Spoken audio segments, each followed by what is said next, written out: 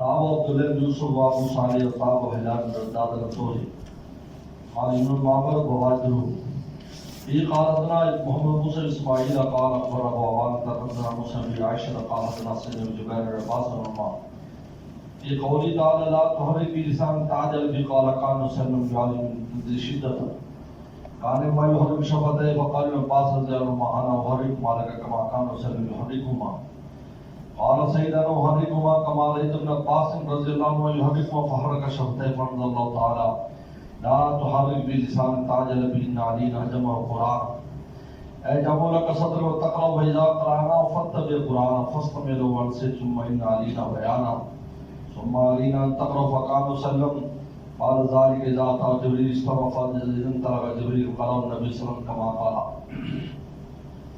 امام بخاری رحمۃ اللہ علیہ سند کی بحث لائے ہیں اما عائشہ کی حدیث کے آخر میں مطابعت کو بیان کیا ہے. مطابعت کہتے ہیں کہ متن میں جو راوی آتا ہے اس راوی کی تائید میں ایک دوسرا راوی بھی وہی سند جو اس سے ملتی جلتی سند سے حدیث لاتا ہے. اس سے اس حدیث میں قوت پیدا ہو جاتی ہے. جب ایک آدمی ایک بات کرتا ہے اور سچا ہے یا آپ کو یقین ہو گیا پھر ایک آدمی دوسرا آ کر کہتے جی ہاں میں نے بھی یہ بات اسی طریقے پر فلاں سے سنی ہے تو اس میں قوت پیدا ہو جاتی ہے. اس لیے مطابعت کی بہت اہمیت ہے. لہٰذا یہ مباحث حدیث جب آتی ہیں تو اس میں سند کی بحث میں یہ بات کی جاتی ہے کہ فلاں نے فلاں کی مطابعت کی. تو جو دوسرا آدمی ہوتا ہے وہ متابع ہوتا ہے اور وہ سند میں جو راوی ہوتا ہے وہ متابع ہوتا ہے. متابع اور کس استاد سے جا کر وہ لوگ اکٹھے ہوتے ہیں. کبھی ایک ہی استاد کے شاگرد ہے شروع سے ہی مطابعت ہوتی ہے. یہ میں نے بھی اسی استاد سے سنا ہے جس استاد سے انہوں نے سنا ہے. دونوں کا استاد ایک ہے انہوں نے یہ بات فرمائی تھی. اس کو مطابعت تامہ کہتے ہیں. کیا کہتے ہیں؟ مطابعت تامہ. شروع سند سے ہی وہ ایک استاد کے دونوں شاگرد ہیں 3 شاگرد ہیں یہ. اور ایک ہوتا ہے کہ اس استاد سے تو نہیں لیکن اوپر جا کر سند اکٹھی ہوئے. اس کو مطابعت ناقصہ کہتے ہیں. 2-3 راویوں کے بعد پھر اوپر ایک ہی سند ہے رسول اللہ صلی اللہ علیہ وسلم تک جاتی ہے. اس کو مطابعت ناقصہ کہتے ہیں. پھر جس استاد سے شروع ہوتی ہے یعنی جہاں پر یہ دونوں اکٹھے ہوتے ہیں اس کو مطابع علیہ کہتے ہیں. مطابع علیہ یعنی آپ کی جو سند ہے کہاں جا کر استاد سے جی میرے دادا استاد ہم دونوں کا ایک ہے پردادا استاد ایک ہے جاسا استاد ایک ہے. اس کو کہتے ہیں مطابع علیہ. تو مطابع علیہ کبھی بیان ہوتا ہے کبھی بیان نہیں ہوتا. امام بخاری رحمۃ اللہ علیہ یہ جو روایت غار حرا کی روایت اس غار حرا کی روایت میں مطابق کی 4 قسمیں لایا ہے. 4 قسمیں تامہ بھی ناقصہ بھی مطابع لے کر ذکر بھی ہے نہیں بھی. اچھا پھر کبھی ایسے ہوتا ہے کہ حدیث کے الفاظ الگ الگ ہے معنی ایک ہے. کیا معنی ہے تو وہ بھی تائید سمجھی جاتی ہے. الفاظ میں تھوڑا فرق ہے لیکن معنی ایک ہی ہے. اس کا مطلب اور مفہوم ایک ہے. اس لیے کہ بس اوقات بعض صحابہ کرام اگر ان کو اصل لفظ یاد نہیں رہا تو اس کا ہم معنی لفظ بیان کر دیا کرتے تھے. اس کو روایت بالمعنی کہتے ہیں.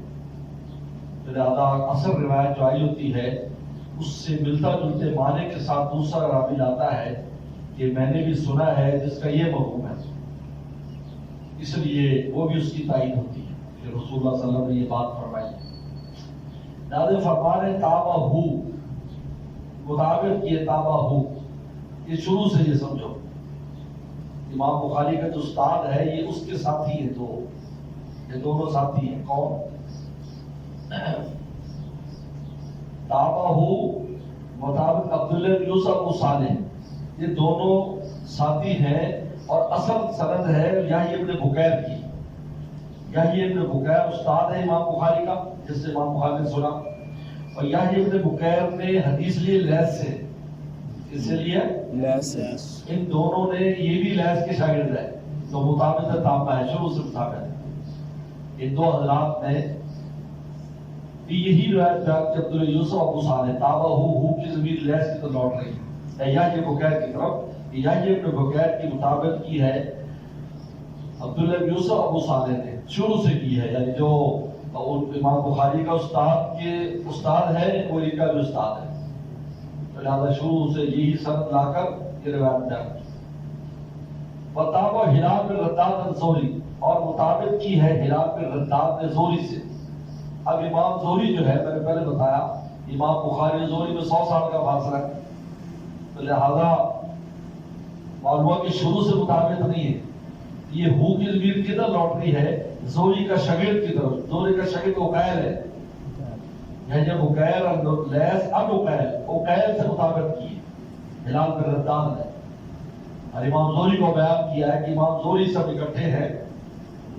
اب یہ مطابقت ناقصہ ہے، کیا مطابعت ناقصہ بیچ میں جا کر اوپر سے مطابق ہو، اور مطابع علیہ کا بیان امام زہری کا بیان ہے. پہلے میں بیان نہیں، یہاں پر امام زہری کا بیان ہے.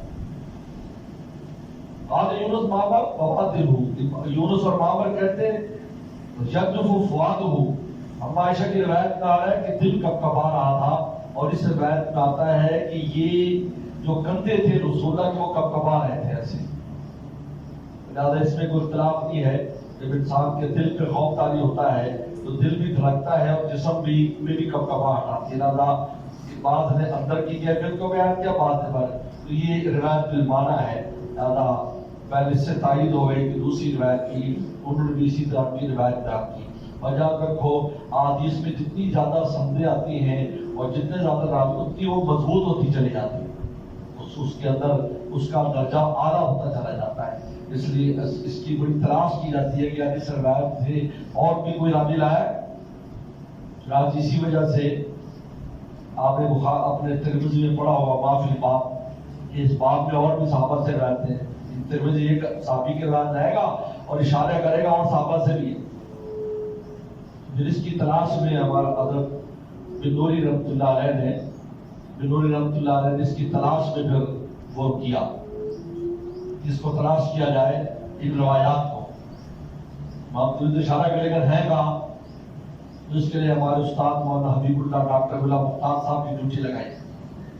تو جس وقت ہم ان سے مشکات شریف پڑھتے تھے 1984 کی بات ہے غالباً، تو ایک بار میں وہ لکھ رہا ہمیشہ لکھتے رہتا اور وقت کمرے بند رکھتا.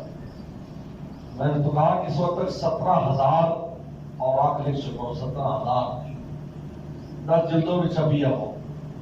اب مسواک کی حدیث سے 300 صحابہ سے صرف مسواک کرنا 300 صحابہ سے اکٹھی کی. کس سے یہ رسول اللہ نے مسواک کے لیے 300 صحابہ سے مختلف الفاظ میں مسواک کے بارے میں آتا ہے کہ 100 سے 200 سے اس طریقے پر. اگلی روایت امام بخاری لا رہے ہیں ابن عباس رضی اللہ عنہ سے، لا تحرک بلسانک تاجلنی کی تفصیل لا رہے ہیں. سورہ قیامت کی آیت ہے لا تحرک بلسانک تاجلنی، آپ اپنی زبان کو حرکت نہ دیجیے جلدی کرنے کے لیے. یہ پیغمبر اسلام کی ابتدائی حالت ہے کہ جب جبریل السلام آتے تھے تو وہ جب وحی بیان کرتے تو جلدی جلدی یاد کرتے، یاد کہ میں بھول نہ جاؤں.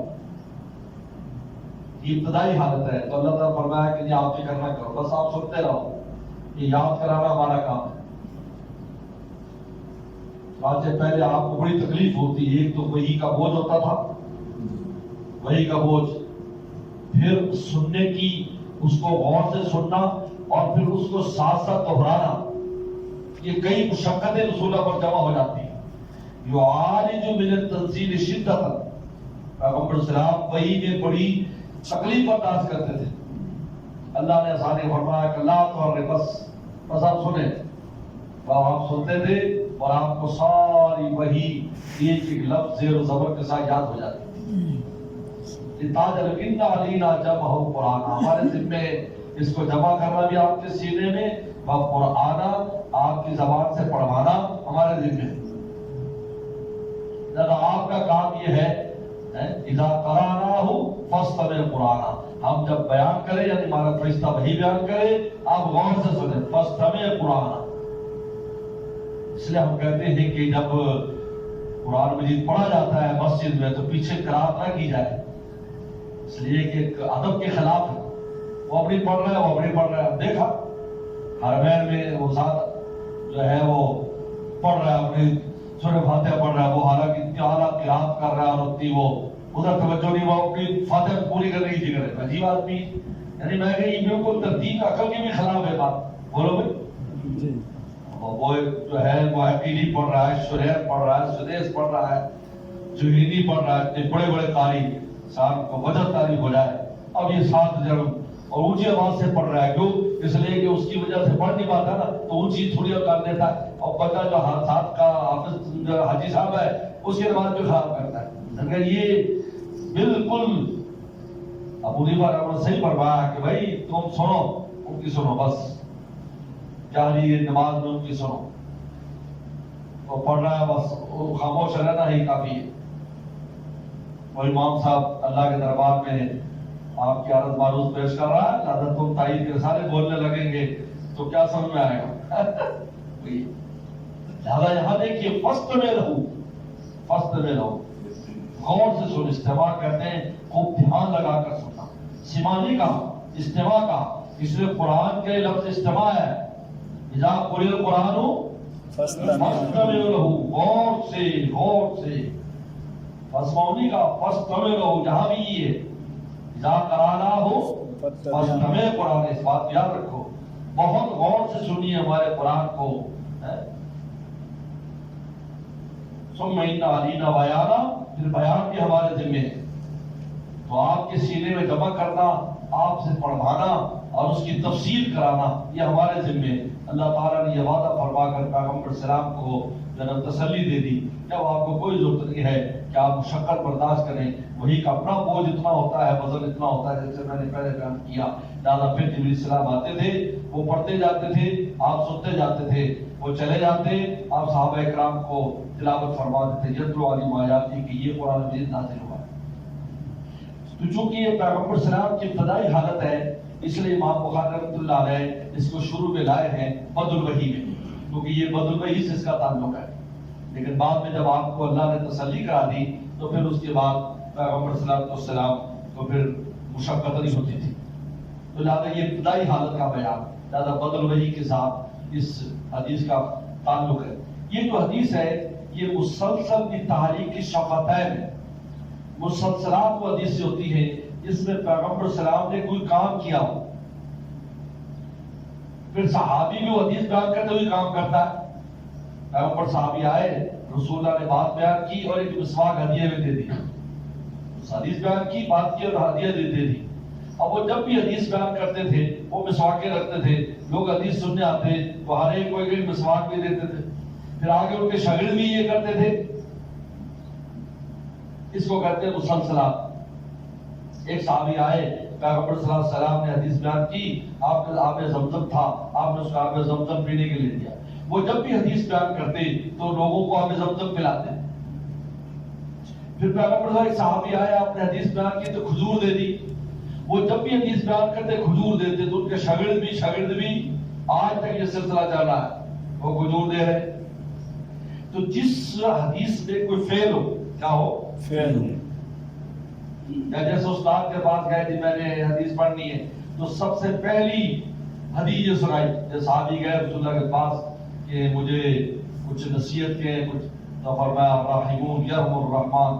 اور راحمون وہ ہے جن کو رحمان جو لوگوں پر رحم کرتے ہیں. ارحم من فی السماء من فی الارض یرحمکم من فی السماء، زمین والوں پر رحم کرو، آسمان والوں تم پر رحم کرے گا. رسول اللہ صلی اللہ علیہ وسلم نے یہ بیان کی. تو جب بھی ان سے کوئی حدیث سننے آتا ہے، اور بھی حدیث ان کے پاس، تو سب سے پہلے وہ حدیث بیان کو جو میں نے سب سے پہلے سنی. لہذا سماع بالاولیت، لہذا آج تک یہ چل رہی. مجھے بھی اس کی اجازت ہے، آپ کو بھی میں اجازت دیتا ہوں. یہ مسلسل بالاولیت، مسلسل بالاولیت کی حدیث ہے. تو یہ جو حدیث ہے اس میں پیغمبر السلام نے عبداللہ بن عباس کو یہ حدیث بتلائی. عبداللہ بن عباس تو اس وقت بہت چھوٹے تھے جب رسول اللہ پر وحی آئی، بہت چھوٹے تھے، بلکہ پیدا بھی نہیں ہوئے تھے اس وقت. تو مدینہ شریف کے یہ واقعہ ہے کہ آپ نے بتایا جب بیٹھو میں تمہیں اپنے حدیث قصہ بتاتا ہوں. تو آپ نے فرمایا میں ایسے ہونٹ ہلاتا تھا، رسول اللہ نے اپنے ہونٹ ہلائے، ویسے کر کے میں جلدی پڑھتا تھا. پھر اللہ تعالیٰ نے آیات نازل کی، تو اس کے بعد پھر میں نے ایسا کرنا چھوڑ دیا. یہ رسول اللہ نے عبداللہ عباس کو، عبداللہ عباس کی عمر تو رسول اللہ کی وفات میں 10 سال تھی. لہٰذا جب 10 سال تھی تو مکہ یعنی وہ پیغمبر سلام کی ہجرت سے کچھ ہی پہلے پیدا ہوئے. لہٰذا اس وقت تو تھے ہی نہیں جب وہی شروع میں آئی. تو آپ نے فرمایا تو عبداللہ عباس نے سعید بن جبیر اپنے شاگرد ہیں، ان کو جب حدیث بیان کی تو ہونٹیں لا کر دکھائے کہ ایسے رسول اللہ نے فرمایا میں ہونٹیں لاتا تھا. اور جبیر حضرت سعید جبیر نے اپنے جگہ موسیٰ بن نبی عائشہ کو حدیث بیان کی تو ان کو ہونٹ لا کے رسول اللہ ایسے ہونٹ لاتے تھے، مجھے میرے استاد نے بتایا. تو یہ مسلسل بھی تاریخ شبادین ہو گئی. استاد جب حدیث بیان کرتا تو ہونٹ لاتا تھا، لیکن بیچ میں سند منقطع ہو گئی ہے. لہذا اب وہ سلسلہ ہمارے ہاں تو نہیں ہے، اگر کہیں ہوگا دنیا میں تو پتہ نہیں ہے، لیکن بعض جگہ پھر منقطع ہو گئی ہے. جو استاد نے ایسا نہیں کیا تو وہ حدیث بھی منقطع ہو جاتی ہے، وہاں سے سند منقطع ہو جاتی ہے. پہلے اس سے ایک بات معلوم ہوتی ہے کہ صحابہ کرام جو ہے انہوں نے نہ صرف پیغمبر اسلام کے الفاظ کو محفوظ کیا ہے بلکہ کچھ انداز کو بھی محفوظ کیا ہے. یہ بات یہ ان کا عشق تھا، رسول اللہ کے ساتھ تعلق تھا اور ان کی محبت تھی.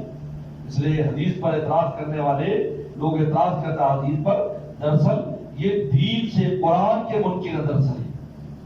کیونکہ قرآن سمجھنے کے لیے تو حدیث چاہیے، رسول اللہ صلی اللہ علیہ وسلم کی زندگی چاہیے کہ آپ نے کیسے نماز پڑھی، کیسے روزے رکھے. قرآن میں تو تفصیلات نہیں ہے. دراصل یہ انکار حدیث دراصل انکار قرآن ہے. لیکن قرآن کا تو ایسے انکار کر نہیں سکتے کیونکہ بڑا مشکل ہے. اب غامدی کا قرآن کا منکر غامدی کبھی نہیں کہے گا، لیکن غامدی حدیث کا منکر ہے. عجیب بات ہے، حدیث کا منکر ہے. وہ کہتے ہیں پیغمبر سلام صرف بات پہنچانے کے لیے آئے تھے، ان کی اپنی کوئی حیثیت نہیں ہے کچھ بات بیان کرنی. اس کی کتابوں میں لکھا ہے. یہ بنیادی جھگڑا یہ ہے، سن لو آج غامدی کا بنیادی جھگڑا صرف ایک ہی بات ہے کہ پیغمبر سلام کی حیثیت کیا ہے، بس. اس کے بعد اگلی بات ہے، بحث میں نہیں پڑھو غامدی کے لیے رسول اللہ کی کیا حیثیت ہے. تو کہتا ہے رسول اللہ پرانوں کی باتیں پہنچانے آئے ہیں، اپنی کوئی بات کرنے نہیں آئے. ان کو یہ اختیار نہیں ہے کہ اپنی کوئی بات کریں. اب آپ مجھے بتائیں سارا کچھ ختم ہو گیا یا نہیں؟ بولو بھائی. لوگ سمجھتے نہیں جھگڑے میں، بھائی جھگڑے میں پڑنے ضرورت نہیں، جڑ کو دیکھو. جڑ ہم اس کو نہیں جھگڑ دیکھتے آگے بحث کیا کر رہا ہے، وہ جی فلان بات ایسے کر بھائی نہیں، اس کا کیا حیثیت ہے. زیادہ المیزان اس کی کتاب ہے، المیزان اس کے اندر صاف لکھا ہے. انہوں نے کہا پیغمبر سلام پہلوں کی باتیں پہنچانے ہیں، اپنی کوئی بات کرنے نہیں ہے. زیادہ آپ پہلے دین عیسوی، دین موسوی اور دین ابراہیم کو پہنچانے کے لیے آئے ہیں، آپ کا اپنا کوئی دین نہیں ہے. نعوذ باللہ من ذالک. یہ تو صحابہ اکرام نے آپ یہ دیکھیے کہ احادیث مبارکہ کو محفوظ کرنے کے لیے کتنی محنت کی، انداز تک باقی رکھے تاکہ کوئی شک و شبہ نہ رہے کہ ہم نے رسول اللہ کیسے کرتے تھے، کیسے کرتے تھے. اس وجہ بات فرمائی. تو جس آدمی کو وہ چیز، وہ منظر بھی یاد ہو تو آپ بتاؤ ان کو اصل بات کیسے یاد نہیں ہوگی جو محبوب نے فرمائی ہوگی. کوئی بتاؤ جس کو محبوب کی انداز عمل یاد ہے تو محبوب کی بات کیسے یاد نہیں ہوگی. لوگ اپنے اوپر کیا کرو جی، ہم صبح کو کرتے ہیں ہمیں شام کو بھول جاتے ہیں. تمہارے تو حافظے گناہوں کے اندر جتھڑے ہوئے، تم تو نالائکیاں بدماشیاں کرتے، تمہارے تو زنگ آلود حافظے ہیں. تم ان کو قیاس کرتے ہو جو نور کے حالے کے نیچے رہتے تھے، سورج کے نیچے رہتے، ان کو قیاس کرتے ہو. تو بولو بھائی یہ دیکھو جو سورج نکلا ہوا ہے، زمین کیسے چمک رہی ہے. اب کوئی ایسی جگہ رہتا یورپ کے علاقے جہاں سورج ہی نہیں نکلتا، بہت سے لگے سورج ہی نہیں نکلتا. وہ کہتا ہے نہیں سورج ہے، ہاں چمکتا ہوگا جی، ہمیں باتیں کرتے ہو زمین کا چمکتی سورج سے. ہم کا بے وقوف، اب تو ایسے ملک میں رہتا ہے اندھیرے میں، اب تو ہمیں بھی وہ کہتا ہے تو تم بھی اندھیرے، ہم تو روشنی میں رہتے ہیں. ہمارے یہاں ایسے سمجھ چمکتی ہے زمین، ان کے یہاں تو ہے ہی نہیں. ہمارے یہاں یورپ سے 2 بڈھا بڈھی آئے تھے، 12 بجے واک کے لیے جاتے تھے. یہ موسم تھا گرمی کا، 12 بجے واک کر. مجھے شہر سے کسی نے فون کیا کہ 2 غیر ملکی ہیں اور دولت 12 بجے کر رہے ہوتے واک. کہ تمہیں کیا پتا بیچارے سردی میں رہ رہے کہ ان کے ہڈیوں کے اندر بھی سردی گھسی ہوئی ہے. وہ کہتا ہماری سردی ہلکے پھلکے اس سے نہیں نکلے گی، یہ تو یہاں ہے اللہ نے نعمت دی سورج کی دادا، اس لیے ہم جو ہے اس میں جاتے ہیں تاکہ ہماری ہڈیوں میں سے بھی سردی نکل جائے. ایک تو بزرگ فوت ہو گئے ہمارے بڑے پیارے والے بڑا صدقہ جاریہ بہت بڑے اللہ والے تھے، سے بیعت بھی تھے کہ یہ زندہ ہے. تو بہرحال یہ حالات ہے. اور کیسے احتیاط کر سکتے ان لوگوں کو جو سورج کے نیچے رہتے تھے؟ صحابہ کرام آج کا 1500 سال بعد والا جو اپنے عمل کے اعتبار سے خراب عمل والا ہے، وہ کہے جی وہ ہمیں تو صبح کی بات یاد نہیں رہتی، ہمیں کل کی بات یاد، تو تمہیں نہیں یاد رہتی تو تم ان کو اپنے اوپر کیسے کار پاکارا پیاس سے خود مگیر، پاک لوگوں کو اپنے اوپر مت پیاس کرو. تو یہ روایت امام بخاری یہاں پر لائے ہیں بدل وحی میں، لانے کی وجہ سے آ گئی کیونکہ آپ کی ابتدا ویسے کر. اب ایک بڑی اہم بحث یہاں پر شروع ہو گئی. وہ بحث یہ ہے، یہ سورہ قیامت کی آیات ہے، لا تحرک بصوتک، اس سے پہلے قیامت کا بیان ہے. جناب انسان واقع دوا خط آج حالات اس سے بنانا، سورہ قیامت پوری ہے. اس کے بعد پھر قیامت کے حالات کا بیان ہے، وجوہ یومئذ ناظرہ وفیہا ناظرہ. بیچ میں یہ وحی کا معاملہ آ گیا، لا تحرک بصوتک. تو ما قبل ما بعد کے ساتھ ربط نہیں اس کا، ان آیات کا. اگر آپ وحی والا معنی لیتے ہیں تو ما و بعد کے ساتھ ربط نہیں. بہت اہم بات ذرا سمجھو اس کو. اور آپ کو پتا ہے قرآن سارا مربوط ہے. ربط آیات ایک فن ہے شاید اس سے، جس میں تفسیر حقانی سب سے ممتاز ہے کہ وہ ربط آیات کو بیان کرتے ہیں. تو یہاں پر ربط نہیں ما قبل ما بعد سے، پہلے قیامت ہے بعد میں قیامت ہے، بیچ میں وحی کی بات ہے. عبداللہ عباس فرماتے ہیں لا تحرک بصوتک. افعال پرورزی ایک بڑے محدث ہے، ان کی اشارہ بخاری ہے 7-8 جلدوں میں. وہ فرماتے ہیں کہ حدیث شریف کو نہیں لیں گے ہم، قرآن کو لیں گے تو یہ بھی قیامت سے متعلق ہے. لا تحرک بھی، جب آدمی جلدی جلدی نامہ اعمال پڑھے گا اللہ ڈانٹے گا جلدی مت کرو، آرام سے پڑھو، جب دیکھو کیا پڑھا کیا لکھا ہے. وہ تو کہتے ہیں کہ آیت جو ہے یہ بھی کس سے متعلق ہے؟ احوال قیامت سے. امام راضی نے بڑی پیاری بات کی، وہ کہتا ہے یہ ترتیب ارشادی ہے. کیا ہے؟ کیا ہے؟ ترتیب ارشادی. جیسے میں ابھی حدیث بیان کر رہا ہوں، بخاری پر میں بحث کر رہا ہوں، تو کرتے کرتے کسی طالب علم سو رہا ہے تو میں نے بیچ میں کہا بھی کیوں سو رہا ہے بھائی، کیا کر رہے ہو، اٹھ جاؤ. اب ریکارڈ ہو گئی، لکھی گئی. تو پڑھنے والا کہے گا یار پہلے حدیث کی بات ہو رہی، پھر یہ بیچ میں طالب علم سو رہا ہے، اس پر بات کیسے آ گئی؟ ہم اس میں کیا کہیں گے، یہ ترتیب ارشادی ہے کہ پیغمبر سلام پر جب سورہ قیامہ نازل ہوئی تو سورہ قیامہ میں رسول اللہ جلدی جلدی جلدی جلدی پڑھنے لگے. اللہ نے قیامت کے حالات کو فرمایا لا تحرک بصوتک ان علینا جمع قرآن اذا قرأنا فاتبع قرآن ثم ان علینا بیانا. تو رسول اللہ کو بیچ میں سمجھا کر تنبیہ کر کے پھر اس کے بعد دوبارہ قیامت کے حالات شروع کر دیے. یہ ترتیب ارشادی ہے. امام راضی کی بات بہت اونچی. ابن حجر اسقلانی نے اعتراض کیا ہے کہ امام نے کوئی شرط بیان نہیں کی.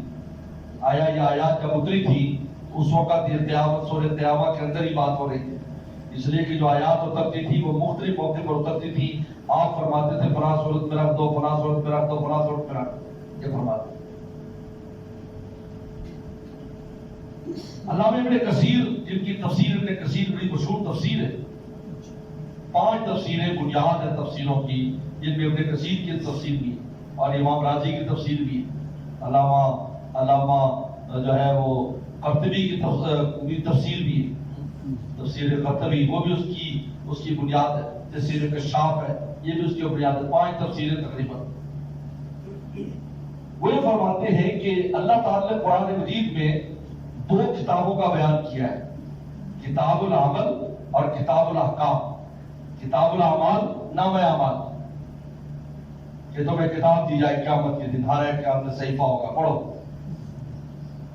اور ایک کتاب الاحکام ہے قرآن مجید. اللہ نے جہاں ایک کا بیان کیا وہاں دوسرے کا بیان ہے، جہاں ایک کا بیان ہے وہاں دوسرے کا بیان. چنانچہ سورہ کہف میں آپ دیکھ لیں، سورہ کہف میں آپ دیکھ لیں لا یواصل بلا کبیل اللہ صاحا ولقد صرفنا فی الحال من کل مثل. وہیں پر قرآن کا بیان آ گیا. جب پہلے آیا وہ کہیں گے یہ کیسی کتاب ہے جو صغیرہ کبیرہ کچھ نہیں چھوڑ رہا، تو وہیں پر آ گیا اور سرور للناس من کل مثل کہ ہم نے اس میں قرآن میں ہر مثال بیان کی. تو جہاں کتاب الاعمال کا بیان ہوگا وہی کتاب الاحکام کو کہ اعمال احکام پر رکھتے ہیں. اگر قرآن پر عمل کرتا ہے تو نام اعمال اعلیٰ ہے, اگر قرآن پر عمل نہیں کیا تو نام اعمال اعلیٰ نہیں. تو یہاں پر اس سے پہلے یونب الانسان ما قد توقع یہ کتاب الاعمال کا بیان ہے کہ انسان کو متنبی کیا جائے گا ہر اس کام پر جو آگے پیچھے کیا, اور کہا کہ یہ دیکھو سارے لکھے ہوئے ہیں. اس کے بعد قرآن کا بیان آ گیا لا تلبسان لا تاجر ابھی لہذا ربط ہو گیا کہ کتاب الاعمال کے بعد کتاب الاحکام کا بیان. اس کے ایک ادب کو قرآن نے بیان کر دیا. اللہ کے نبی صلی اللہ علیہ وسلم ادب یہ ہے جب قرآن نازل ہو آپ غور سے سنا کریں بس. سید انور شاہ کشمیر رحمہ اللہ نے ایک بڑی خوبصورت بات کی. وہ فرماتے ہیں کہ انسان جب کلام کرتا ہے تو اس کے دو مدلول ہوتے ہیں, دو معنی ہوتے ہیں. ایک معنی جو سمجھ آ رہا ہے اور ایک معنی جو اس کے اندر چھپا ہوتا ہے. دو معنی. پہلے کو مدلول اولی کہتے ہیں, دوسرے کو مدلول ثانی کہتے ہیں. مدلول اولی مدلول ثانی. اور گفتگو میں ایسا ہوتا ہے ایک آدمی ایک بات کرتا ہے اس میں دونوں باتیں بڑھا لیتا ہے. صحیح معنی بھی ہوتا ہے اور اس کے اندر ایک چھپا ہوا معنی بھی ہوتا ہے. جس طرح کہتے ہیں مگس کو باغ میں جانے نہ دینا کہ ناحق خون فرمانے کا ہوگا. کبھی مکھی کو باغ میں نہ جانے دو, فرمانے کا بھی ناحق خون ہوگا. اب بظاہر تو یہ سب میں آ رہا ہے کبھی شہد کی مکھی کو باغ میں نہ جانے دو, اور دوسرا ہے کہ فرمانا مرے گا. اب اس کے اندر چھپی بات ہے دراصل کہ یہ جب جائے گی وہاں پر تو شہد بنائے گی, چھتا بنائے گی, اس کا موم بنے گا, موم کی موم بتی بنے گی, موم بتی جب جلے گی تو پروانہ بنے گا. تو مدلول اولی مدلول ثانوی.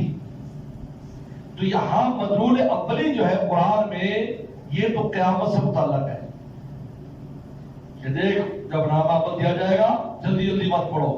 اور مدلول ثانوی پیغمبر صلی اللہ علیہ وسلم کو وحی کے آداب سکھائے جا رہے ہیں. لہٰذا دونوں مدلول مطلوب ہیں, اور آپ کو پتا ہے قرآن کا ایک ظاہر اور ایک باطن ہے.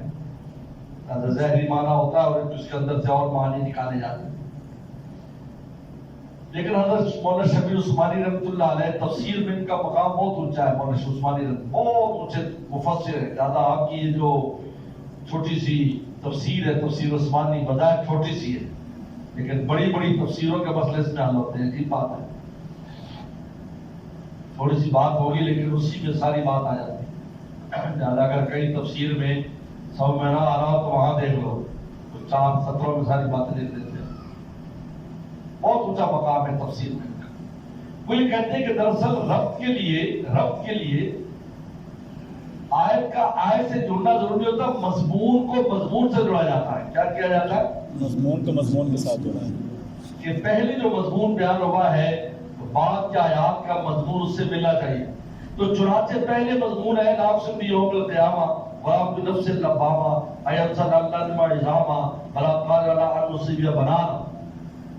اللہ تعالیٰ فرماتے ہیں کہ انسان سمجھتا ہے کہ ہم اس کی ہڈیاں کیسی جمع کریں گے, ہم تو اس کے پورے بھی جمع کریں گے. کیا جمع کریں گے؟ پورے.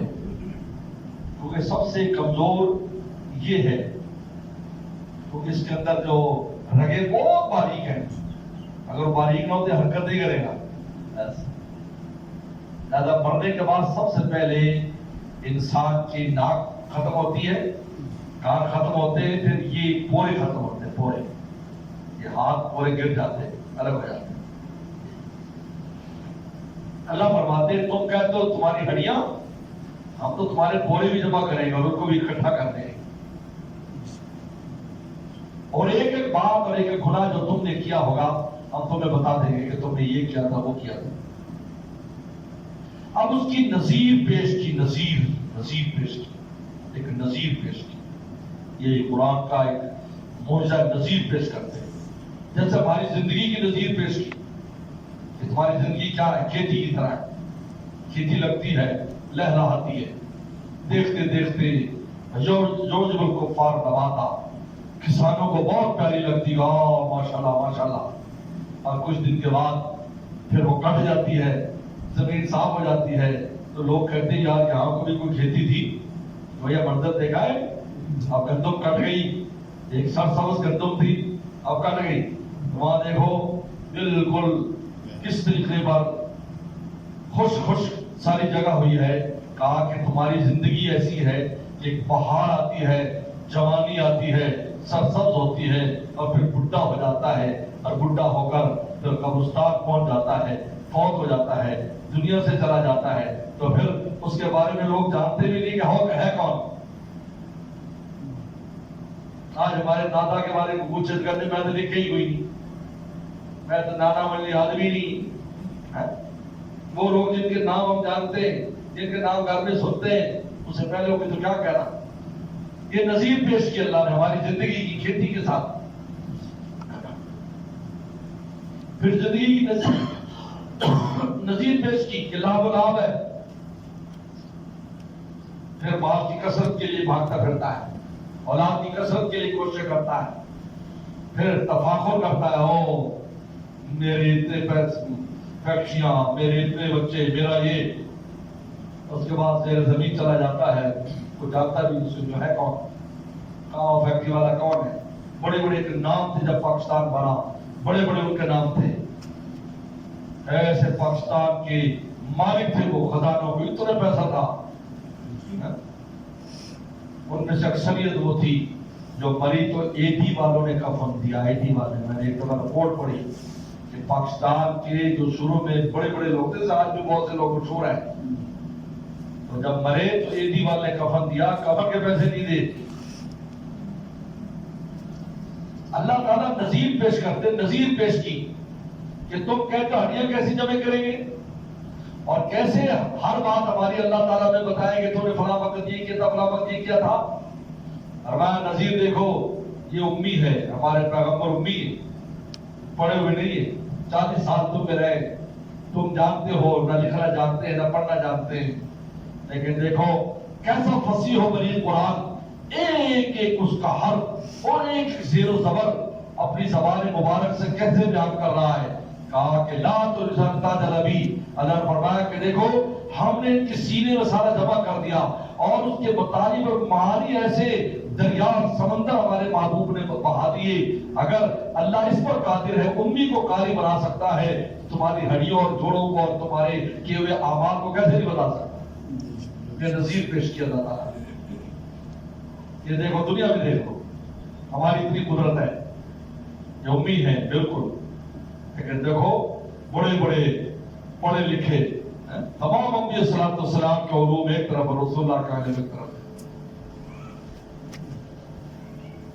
ہم ان کے سینے میں جمع کر دیا اور پڑھ کے سنا ہے اور چیلنج کر رہے ہیں۔ اگر تم کہتے ہو میں نے خود بنایا ہے تو تم بھی بنا کے جاؤ، ایک آیت نہیں بنا سکتے، آج تک چیلنج، آج تک چیلنج۔ تو لہذا نظیر پیش کی اللہ تعالیٰ نے، جب نظیر پیش کی ہے تو لہذا جو ربط ہے وہ مضمون کے اعتبار سے ہونا چاہیے، لہذا پہلے مضمون سے اس کا ربط اس کے ساتھ موجود ہے۔ تو فرماتے ہیں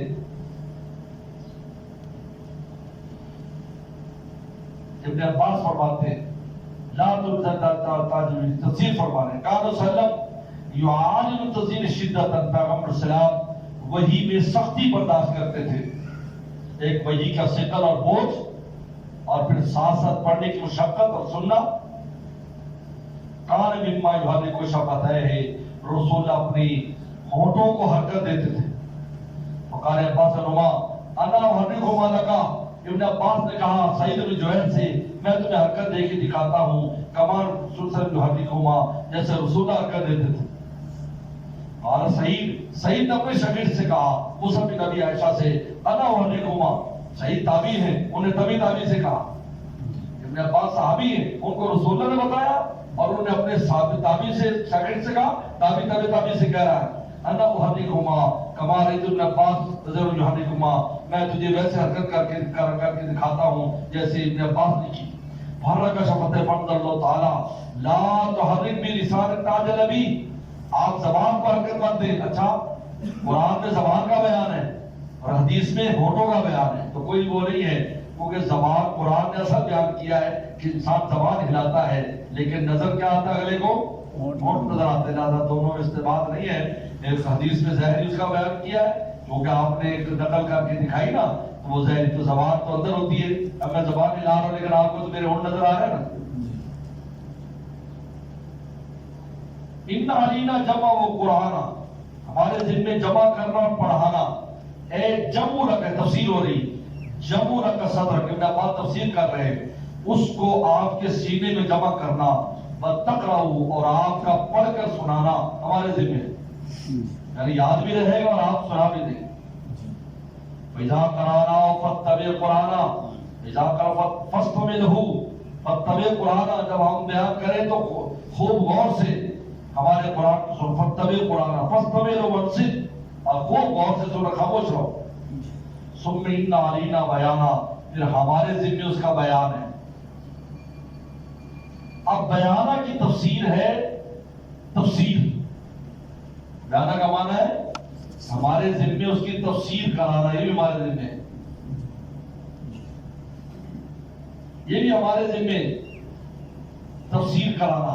لہذا وسلم نے قرآن مجید کی تفسیر بھی بیان فرمائی، لہذا جو اصل تفسیر ہے وسلم سے منقول ہے، اس آیت کا کیا معنی ہے، اس لفظ کا کیا معنی ہے۔ ورنہ تو بہت سے ایسے آیات ہیں جو حالانکہ عرب لوگ تھے لیکن اس کے باوجود بھی وسلم نے ان کو سمجھایا۔ فرسٹ میں تو ان علینا، اب عبداللہ بن عباس سے ایک نئی تفسیر کی ہے، ان علینا تقرأو، پھر ہمارے ذمے ہے اس کا کیا آپ پڑھیں، ہمارے ذمے آپ سے پڑھوانا، حالانکہ پہلے آ چکی ہے قرآن میں، لیکن بیانہ کی تفسیر بھی کی ہے تقرأو کہ آپ پڑھیں، تو دونوں میں فرق ہے، یاد رکھو۔ پہلے والا جو تقرأو خود پڑھنا ہے اور دوسرا تقرأو مجمع میں پڑھنا ہے۔ اس میں پڑھنا ہے مجمع میں، کبھی انسان خود پڑھ لیتا ہے لیکن مجمع میں نہیں پڑھ پاتا، مجمع میں پڑھتے ہوئے بھول جاتا ہے، مجمع کی حیبت ایسی ہوتی ہے کہ وہ اتنا پڑھ نہیں سکتا۔ فرمایا کہ ہم ایسا آپ کی زبان سے مجمع میں بھی پڑھائیں گے اور اکیلے بھی آپ پڑھیں گے، لہذا پہلا پڑھنا اکیلے پڑھنا اور دوسرا پڑھنا مجمع میں پڑھنا، یہ بڑا بیانہ یعنی سب کے سامنے پڑھنا۔ حضور صلی اللہ علیہ وسلم اس زمانے میں جب پیغمبر صلی اللہ علیہ وسلم پر جادو ہوا تھا اور 6 مہینے تک آپ بھول جاتے تھے، بات بھول جاتے تھے، اس وقت بھی آپ نے نمازیں پڑھائی تو قرآن کبھی نہیں بھولے، یاد رکھو۔ دنیا کی باتیں بھول جاتے، میں نے روٹی کھائی ہے یا نہیں، میں نے بڑا کام کیا ہے یا نہیں، کھانا کھا لیتے پر میں نہیں کھایا، نہیں کھایا تو پر میں نے کھا لیا، لیکن قرآن میں کبھی بھی کہیں نہیں آتا جو سلم میں قرآن پڑھتے بھول جاتے تھے، اس میں ایسا کبھی نہیں ہوا۔ لہذا بیانہ کی تفسیر آپ مفسرین کرتے ہیں کہ تفسیر کرانا اور قرآن کے مطالب اور معانی بیان کروانا بھی ہمارے ذمہ ہے، لیکن عبداللہ بن عباس اس کی تفسیر کیا کر رہے ہیں، وہ کہتے اس کی تفسیر ہے کہ مجمع میں پڑھوانا یہ ہمارے ذمہ ہے۔ انسان مجمع میں بھول جاتا ہے حیبت کی وجہ سے۔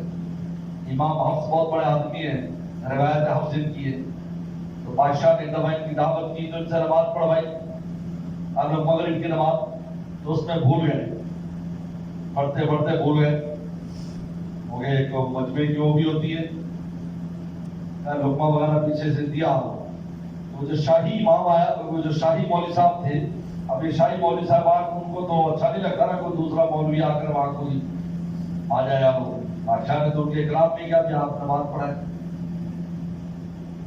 شاہی مولوی صاحب اس موقع پر چپے خوبے کے ساتھ آتے ہیں کہ ہم یہ کریں، تو ان کو بہت زیادہ، تو انہوں نے بعد میں اعتراض بھی کر دیا کہ ہاں آپ تو اتنے بڑے کاریاں بھول گئے، ایسے کہا۔ میں بادشاہ کے سامنے بات کرتی، وہ جو شاہی ملا تھا اس نے کہا کوئی ایسی بات نہیں، انسان بھول جاتا ہے، اس میں کون سی ایسی بات بھول جاتا ہے، اس لیے تو لقمہ دینے کے لیے حکم ہے کہ پیچھے سے لقمہ دے دو، بولتے رہا تو لقمے والا مسئلہ کہاں سے آتا۔ خیر یہ اعتراض کر، اب عشاء کی نماز ہوئی تو انہوں نے کہا میں نماز کہاں پڑھاؤ، تو شاہی امام قل واللہ ہی بول گیا، قل واللہ ہی کہا، اللہ نے وہی پکڑ لیا، نہ کر بڑی مشکل سے دھکے دے کر اس کو قل واللہ کہا کے پیچھے سے ہر آیت بول رہا تھا پڑھو بھی بول رہا کہتے انسان جو ہے نا وہ بلا وجہ ایسی بات نہ کرے جو طبعی چیزیں لگی ہوئی ہیں تو ہر ایک کے ساتھ ہے، چاہے کوئی خواص ہے، چاہے کوئی عوام ہے، چاہے کوئی اللہ کا ولی. یہ پیغمبر السلام نے بچھو کو مارا، فرمایا کہ یہ نہ کسی ولی کو چھوڑتا ہے نہ نبی کو چھوڑتا ہے، ٹنگ مار کے رہتا ہے، مارا اس کو جوتے کے ساتھ. یعنی کہ جی میں یہ نبی ہے یا ولی ہے تو اس کو وہ چھوڑ دے گا، تاکہ اس نے اپنا کام کرنا ہے. جیسے ایک بچھو تھا نا پانی میں بار بار گر رہا تھا تو بزرگ اس کو نکالتے تھے بڑے طریقے سے پتے پر، تو فوراً ڈنگ مارتا تھا پتے پر. تو شاگرد نے کہا حضرت پھینک دو، بیچ میں ڈنگ مارتا ہے. کہا اس نے تو مارنے ڈنگ ہے، اس کا کام ہے ڈنگ مارنا، لیکن ہمارا کام ہے اس کی جان بچانا. ہم اپنا کام کریں گے، اپنا کام کریں گے. لہٰذا نبی کہا کہ یہ نہ نبی کو چھوڑتا نہ ولی کو چھوڑتا، لہٰذا جوتے کے ساتھ آپ نے اس کا علاج کیا.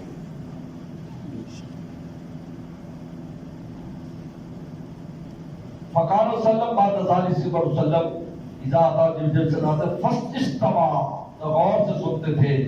فاذا طلق جبرائیل، جب چلے جاتے قرأ وسلم کما قرأ، تو آپ اسی طریقے پر پڑھ کر سنا دیتے جس طریقے پر نبی السلام نے پڑھا تھا.